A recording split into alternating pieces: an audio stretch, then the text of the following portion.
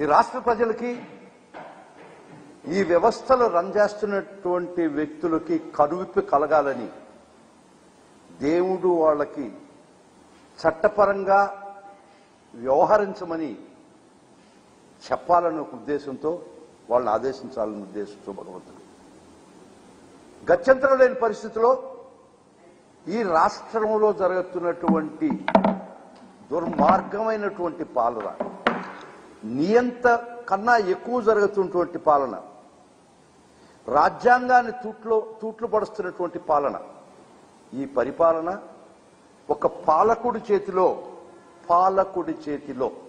పడి సర్వనాశనం అయిపోయినటువంటి పరిస్థితిలో మీకు అందరికీ తెలుసు, విలియం బ్లాక్స్టోన్ ప్రకారం king can do no wrong, king can do no wrong అని ఇంగ్లీష్ జ్యూరిస్ట్ విలియం బ్లాక్స్టోన్ చెప్పాడు. అంటే ఒక మొనార్క్ దేవుడి చేత ఆయన అధిష్ఠించబడాడని, ఆయన is infallible and not accounting to legal, is not accountable to legal scrutiny. దాని అర్థం అదే, king can do no wrong అని. అదే పరిస్థితిలో ఈ రాష్ట్రంలో Chandrababu Naidu king can do no wrong అనే పరిస్థితిలో వ్యవహరిస్తున్నాడు. వారి మీద ఉన్నటువంటి కేసులు, వారి మీద ఉన్నటువంటి స్కామ్లు, వారు చేసినటువంటి స్కీమ్లు గత ప్రభుత్వంలో కానీ అంతకుముందు కానీ చెప్పుకుంటూ పోతే వేల కోట్ల రూపాయల అవినీతి, వేల కోట్ల రూపాయల స్కీములు, స్కామ్లు బయటపడినటువంటి వైనం. ఆ కేసులన్నీ ఒక ప్యాటర్న్ ప్రకారం ఇంచుమించుగా ఒక్క నెలలో, నియర్లీ 1 monthలో ఒక ముహూర్తం చూసుకొని, మంచి ముహూర్తం చూసుకొని కోర్టులో క్లోజ్ చేసుకుంటున్నారు.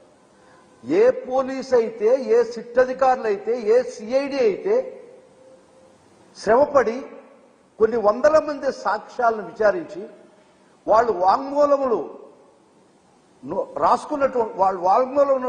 రాసినటువంటి సిట్టు, అదే సిఐడి ఈ రోజు వచ్చి ఏమీ లేదు కేసులు, చంద్రబాబు పునీతుడు, మంత్రజలాలు పవిత్ర జలాలు ఆయన మీద చల్లుకున్నాడు కాబట్టి ఈ వ్యవస్థ, ఈ ప్రతి ఒక్క వ్యవస్థ అతన్ని ఏమీ చేయలేనటువంటి దురదృష్టకరమైన పరిస్థితి. మీకు అందరికీ తెలుసు, రకరకాల స్కామ్లు కూడా ఈ మధ్యకాలంలో సుమారు 1 నెల నుంచి చంద్రబాబు నాయుడు కోర్టులో ప్రతి కేసు కొట్టేయించుకుంటున్నాడు. అది ప్రజలందరికీ తెలుసు. ముఖ్యంగా ఒక inner ring road case, scam of 21.30 crores was closed, and assigned lands case where about hundreds of crores, వందలటువంటి కోట్ల యొక్క అవినీతిని క్లోజ్ చేయడం జరిగింది. ఒక లిక్కర్ కేసులో కూడా ప్రభుత్వం వారు అప్పుడు ఒక బెనిఫిట్ ఇచ్చిన దానిలో కొన్ని వేల కోట్లు ప్రభుత్వానికి నష్టం వచ్చిన కేసు కూడా క్లోజ్ చేసుకోగలిగింది. అన్ని కేసులు చంద్రబాబు నాయుడు ఇదే సిఐడి, ఏ సిఐడి అయితే, ఏ సిట్ అయితే తన మీద కేసు పెట్టిందో, ఏ సిట్ అయితే తన మీద వాల్యూమ్స్ ఆఫ్ సాక్ష్యాలను సేకరించిందో, అదే సిట్ చేతనే ఆయన మిస్టేక్ ఆఫ్ ఫ్యాక్ట్ కింద ఈ కేసుల్లో సాక్ష్యాధారాలు లేవని క్లోజ్ చేసుకుంటుంటే ఈ వ్యవస్థ ఎక్కడికి పోతుంది? ఇది ప్రశ్నించే వాళ్ళు కూడా లేకుండా పోతే ఈ రాజ్యాంగం ఆంధ్ర రాష్ట్రంలో అమలవుతుందా లేదా చాలా బాధాకరమైన విషయం మీ ముందర చెప్తున్నా. అదే స్కిల్ డెవలప్మెంట్ కేసులో సుమారు 150 మంది సాక్షులను విచారించినటువంటి సిట్టు 18 మంది అధికారుల యొక్క వాంగ్మూలం మ్యాజిస్ట్రేట్ గారి దగ్గర రికార్డ్ చేసినటువంటి వైనం. ఆ కేసు కూడా 371 కోటి ఆంధ్ర రాష్ట్ర ఖజానా నుంచి దోచేయబడి దాచుకున్నటువంటి వైనం. ఆ సంబంధించినటువంటి షెల్ కంపెనీస్ కూడా అరెస్ట్ చేసినటువంటి వైనం అందరికీ తెలిసినటువంటి విషయం. ఆ ఒక్క కేసులోనే 371 కోటి స్కామ్ చేసి దారి మళ్లించి కొంత రకరకాల వ్యక్తులు చేర్చకుండా ఈ బెనిఫిషరీ ఫైనల్ బెనిఫిషరీ కూడా చేరినటువంటి ఎవిడెన్స్ ఉంది. అదే చంద్రబాబు నాయుడు ఇదే కేసులో సుప్రీంకోర్టులో ఈ రోజు దాకా వాళ్ళు వేసిన క్వాష్ పిటిషన్ పెండింగ్ ఉంది. అదే సిట్ ఆ కేసులో వాల్యూమ్స్ ఆఫ్ డాక్యుమెంట్ ఎవిడెన్స్ వేసి ఈయన మీద కేసు రుజువు చాలా ప్రాథమిక విచారణలో చాలా చాలా చాలా ఎక్కువైనటువంటి సాక్ష్యాధారాలు ఉన్నాయని అదే సిట్ సుప్రీంకోర్టులో అఫిడవిట్ దాఖలు చేయలేదా, కౌంటర్ దాఖలు చేయలేదని అడుగుతున్నా. అదే వారు రిమాండ్ చేస్తున్నప్పుడు ఇదే సిట్ అధికారులు వారి మీద పెట్టినటువంటి అభియోగాలు స్పష్టంగా సాక్ష్యాధారాలతో కూడా రుజువు చేసినటువంటి పరిస్థితి ఈరోజు సిట్ ఆఫీసర్స్ లేవా? ఇది నవ్వితే నాకేమిటి లోటని నవ్విపోరా. ఇదే సిట్, ఇదే ఆఫీసర్స్, ఇదే సిఐడి సేకరించినట్టు సాక్ష్యాలను ఈరోజు సాక్ష్యాలు లేవని మీరు మిస్టేక్ ఆఫ్ ఫ్యాక్ట్ కింద కొట్టించుకున్నారంటే దీనికి న్యాయ వ్యవస్థ కూడా తలదించుకోవాల్సిన పరిస్థితి మీకు తీసుకొస్తున్నటువంటి వైనం. న్యాయ వ్యవస్థ కూడా ఏమి చేయలేనటువంటి పరిస్థితి. ఇక్కడ గ్రామాల్లో ఆడుకుంటుంటారు పిల్లకాయలు దొంగ పోలీస్ ఆట. ఇక్కడ దొంగ వాళ్లే, పోలీసు వారే, వ్యవస్థ వాళ్లే, న్యాయ నిర్ణేతలు కూడా వారే. వారి కేసు మీద వారే ఇన్వెస్టిగేటింగ్ ఆఫీసరు, వారి కేసుల్లో వారే న్యాయ వ్యవస్థ, వారి కేసుల్లో వారే న్యాయ నిర్ణేత, వారి కేసులో వారే దొంగ. ఇటువంటి పరిస్థితుల్లో ఈ విధంగా అన్ని వ్యవస్థలను నిర్వీర్యం చేసి అన్ని కేసులు కొట్టేయించుకుంటుంటే ఈ భారతదేశంలో కళ్ళప్పగిచ్చి వ్యవస్థలో న్యాయ వ్యవస్థ ఖచ్చితంగా చూడదు. Will take it to the highest doors of the judiciary. ఈ రోజు కూడా భారతదేశంలో న్యాయ వ్యవస్థ చాలా పటిష్టంగా ఉంది. ఖచ్చితంగా ఈ ఆటలు సాగనివ్వమని మరొకసారి చెప్తున్నాం. ఏదో వచ్చిన సంతోషపడబాకండి, తర్వాత ఖచ్చితంగా మీ ఆటలు కట్టబడే రోజు వస్తుంది. న్యాయస్థానం ద్వారానే మీ ఆటలు కట్టిస్తాం. కొన్ని వందల వేల కోట్ల రూపాయల స్కాములు చేసి మీకై మీరే కేసులు మూసేయించుకోవడం అంటే ఇంతకన్నా దుర్మార్గం ఇంకొకటి లేదు. ఈ పోలీస్ ఆఫీసర్ని, ఈ సిట్ అధికారులను ఒకటే అడుగుతున్నా నేను, మీరు సేకరించిన సాక్ష్యం డిజిటల్ గా మాన్యువల్ గా భద్రపరిచినటువంటి సాక్ష్యం, స్కిల్ డెవలప్మెంట్ కేసులో 150 మంది సుమారు విచారించినటువంటి సాక్షులు ఏమైపోయారు? 18 ఆఫీసర్లు గౌరవ మ్యాజిస్ట్రేట్ దగ్గర ఇచ్చిన వాంగ్మూలం ఏమైపోయింది? ఇన్నర్ రింగ్ రోడ్ కేసులో మీరు క్లోజ్ చేయించారా? స్కిల్ లిక్కర్ కేసులో మీరు క్లోజ్ చేసుకున్నారా? శాండ్ కేసులో కూడా మీరు క్లోజ్ చేసుకున్నారా?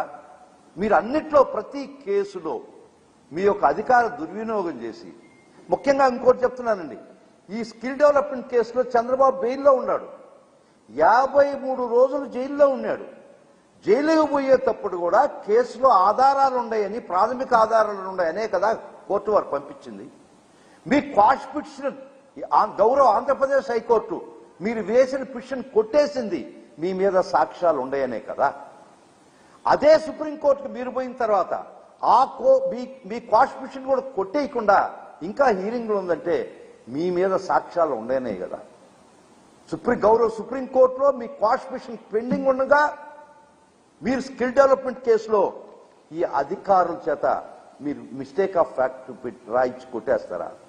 మరలా చెప్తున్నాం, ఈ విధంగా చట్టాలను దుర్వినియోగం చేసినటువంటి అధికారులు కూడా ఒక్కరోజు కోర్టు ముందర జవాబు చెప్పుకోవాల్సిన పరిస్థితి ఖచ్చితంగా మీకు వస్తుంది. చట్ట ప్రకారం వ్యవహరించండి. చట్టానికి ఎవరు అతిథులు కారు. మీకై మీరే సాక్ష్యాలు ఉండేని వాల్యూమ్స్ ఆఫ్ పేజెస్ రాసినటువంటి రికార్డులు ఈ రోజు సాక్ష్యాలు లేవని మీరు చెప్తుంటే మిమ్మల్ని ఖచ్చితంగా ప్రశ్నిస్తాం. కోర్టు ముందర మిమ్మల్ని కూడా దోషులుగా నిలబెడతాం. ఎందుకంటే ఇన్వెస్టిగేషన్ అనేది మీ యొక్క సొంత విషయం కాదు. According to whims and fancies ఒక చట్ట ప్రకారం there is rule of law in this country. ఒక చట్టాన్ని ఫాలో అవుతున్నటువంటి రాజ్యాంగం ఈ దేశంలో ఉన్నది, మీ సొంత రాజ్యాంగాలు మటుకు కాదు. కాబట్టి ఈ విధమైనటువంటి చంద్రబాబు అధికారంలోకి వచ్చిన తర్వాత ఒక్క నెలలో అన్ని కేసులు కొట్టేయించుకొని అదే పోలీస్ చేత, అదే సిఐడి చేత మిస్టేక్ ఆఫ్ ఫ్యాక్ట్ కింద రెఫర్ ఛార్జ్ షీట్లు ఫైల్ చేసి మీరు కేసులు కొట్టేస్తే అంతటితో ఆగదు ఈ వ్యవస్థ. ఖచ్చితంగా మీ మీద పైకోర్టుకు తీసుకుపోతాం. దీనిలో సహకరించినటువంటి సాక్ష్యాధారాలు, వాల్యూమ్స్ ఆఫ్ సాక్ష్యాలు ఆల్రెడీ భద్రపరిచి ఆ కేసులో ఉన్నటువంటి సాక్ష్యాలు ఉన్నటువంటి కేసులో కూడా మీరు మిస్టేక్ ఆఫ్ ఫ్యాక్ట్ రాశారంటే మీరు కూడా చట్టం దృష్టిలో తప్పు చేస్తున్నారు. మీరు కూడా ఒక రోజు కోర్టు ముందర ఖచ్చితంగా మీ చర్యలకు బాధ్యత వహించాల్సి వస్తుంది. మీ మీద కూడా కోర్టు వారి చర్యలు ఖచ్చితంగా ఉంటాయి. ఎందుకంటే it is dereliction of duty when you your self has collected. మీరు సాక్ష్యాలు మీకై మీరే కలెక్ట్ చేసినటువంటి సాక్ష్యాలు ఉన్నాయి, వాల్యూమ్స్ ఉన్నాయి, వందల మంది సాక్ష్యాలు మీరు విచారించున్నారు. ఈ రోజు తూచని చెప్పేసి సాక్ష్యాలు లేవని చంద్రబాబు గారు పునీతులని చెప్పి వారి మీద పవిత్ర జలాలు చల్లి ఆయన మీద ఏ కేసులు లేవని చెప్పడం, కేసులు ముందరకు తీసుకోకుండా పోవడం, కేసులు క్లోజ్ చేయడం చాలా చాలా గర్హనీయమైన చర్య. వైఎస్ఆర్ కాంగ్రెస్ పార్టీ కానీ ప్రతి పౌరుడు బాధ్యత ఉంది. ఇది కానీ అలౌ చేస్తే అధికారంలో ఉండినటువంటి ప్రతి వ్యక్తి తను ఏ దుశ్చర్యకైనా పాల్పడి తన అధికార బలంతో కేసు కొట్టించేసుకుంటే ఇంకా సామాన్య మానవుడి పరిస్థితి ఏందో మీకు అర్థమవుతుంది.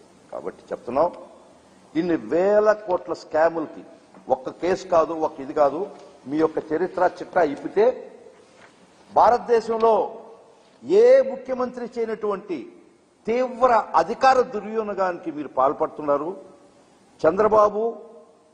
పోలీసులు చంద్రబాబు మామూలుగా ఎట్టుందంటే ఆయనే నేరస్తుడు, చంద్రబాబే నేరస్తుడు, చంద్రబాబే న్యాయవాది, చంద్రబాబే జడ్జి, చంద్రబాబే ఇన్వెస్టిగేషన్ అధికారి. ఈ పరిస్థితిలో మీరు కొనసాగుతున్నారు. అవినీతి చేసేది మీరే, అవినీతి మీద ఇన్వెస్టిగేట్ చేయించి కేసు లేదని చెప్పేది మీరే, తీర్పులు కూడా మీరే చెప్పుకున్నటువంటి పరిస్థితి ఈ రాష్ట్రంలో కొనసాగుతుంది. మీ అవినీతి చిట్టా ఇప్పితే ఇన్నర్ రింగ్ రోడ్ పేరుతో 21.30 కోట్లు స్కామ్ ఉందా లేదా, తర్వాత ఈ స్కిల్ డెవలప్మెంట్ కేసులో 371 కోట్లు మీరు అవినీతికి పాల్పడ్డారని సాక్ష్యాధారాలు ఉన్నాయా లేవా? అసలు బేసిక్ గా ఈ కేసులో పిఎంఎల్ఏ కూడా ఈడీ కూడా ఇన్వాల్వ్ అయ్యి కొరవ ముద్దాయిల్ని అరెస్ట్ చేసిందని కాదా? ఎన్ఫోర్స్మెంట్ డైరెక్టరేట్ పిఎంఎల్ఏ చట్టాన్ని ఉపయోగించుకొని కొంతమంది ముద్దాయిల్ని, మీరు 37 మంది ముద్దాయి ఈ కేసులో ముద్దాయిల్ని కొంతమంది అరెస్ట్ చేసి జైలుకి కూడా పంపించున్నారు కూడా, మీతో కూడా ఈడీ కూడా ఇన్వాల్వ్ అయ్యి ఉంది కదా. ఇటు గౌరవ సుప్రీంకోర్టు దగ్గర క్వాష్ పిటిషన్ పెండింగ్ ఉంది కదా. ఈ పరిస్థితుల్లో మీరు వేసిన పిటిషన్ దానికి అదే ప్రభుత్వం తరఫున సిఐడి సిట్ చేసినటువంటి కౌంటర్లు ఉంటాయి కదా, దానిలో ఏం చెప్పబడినుంది, మొత్తం సాక్ష్యాలు మీరు దానిలో పొందుపరుచున్నారా లేదా? ఈ రోజు ఇక్కడికొచ్చి మీరు సాక్ష్యాలు లేవని చెప్పి మిస్టేక్ ఆఫ్ ఫ్యాక్ట్ కొట్టేయడం అనేది పరమ దుర్మార్గమైన చర్య. ఖచ్చితంగా ఇవి ఈరోజు కేసు కొట్టించుకున్నామని మీరు సంతోషపడవచ్చు. దేశంలో అత్యున్నతమైన న్యాయస్థానం ముందుకు తీసుకుపోతాం. దీనికి కారకులైన మీరు, మీకు సహకరించినటువంటి ఉద్యోగులు ఎవరైనా సరే వారిని కూడా దోషులుగా కోర్టు ముందు నిలబెడతాం. Because dereliction of duty. ఈ ఒక్క స్కామ్ ఏందని ప్రతి కేసు 5-6 కేసెస్ ఈ ఒక్క నెలలో మీరు కొట్టించుకున్నారా లేదా? న్యాయస్థానంలో కేసు విచారింపబడిన తర్వాత నిర్దోషి అయినారా? విచారణకు ముందే మీ అధికార బలాన్ని వాడుకొని అదే సిఐడి చేత రెఫర్ ఛార్జ్ షీట్లు ఇచ్చుకొని ఏ సిఐడి అయితే సాక్ష్యాలు మీ మీద సేకరించిందో, భద్రపరిచిందో, అదే సిఐడి చేత కళ్ళు మూసి వారి చేత కోర్టులో రెఫర్ ఛార్జ్ షీట్ ఇచ్చేసి మీరు పవిత్రులు అయిపోయినారు. మరీ స్కిల్ క్యాంప్ కేసులో ఈడీగా ఇన్వాల్వ్ అయి ఉంది, అరెస్టులు జరిగి ఉన్నాయి. 371 కోటి, ఇది వైఎస్ఆర్ కాంగ్రెస్ పార్టీ పెట్టినటువంటి కేసు కాదు. 2017లో directorate general of GST intelligence పూనాలో మీరు పార్క్ చేసినటువంటి అమౌంట్ కొన్ని షెల్ కంపెనీస్ లో వాళ్ళు ఫేక్ బిల్స్ పట్టుకుని వాళ్ళు మీకు తెలిపారు. వాళ్ళు ఈ కేసుకి వాళ్ళు పెట్టించినటువంటి కేసు వైఎస్ఆర్ కాంగ్రెస్ పార్టీకి సంబంధం లేదు. ఇది 2017లోనే directorate general of revenue intelligence GST intelligence వాళ్ళు పెట్టిన కేసు కాబట్టి వారే మీ మీద సాక్ష్యాధారాలు ఉన్నాయి.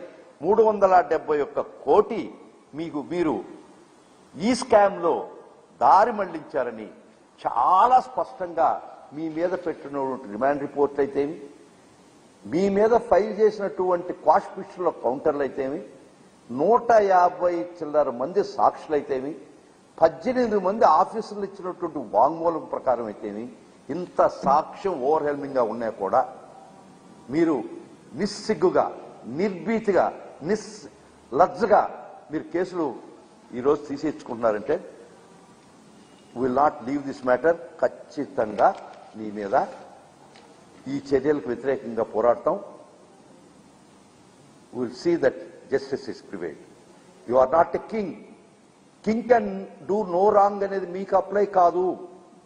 మీరు మోనార్క్ కాదు. మీరు దేవుడిచే అధిష్ఠించినటువంటి అధికారి కాదు.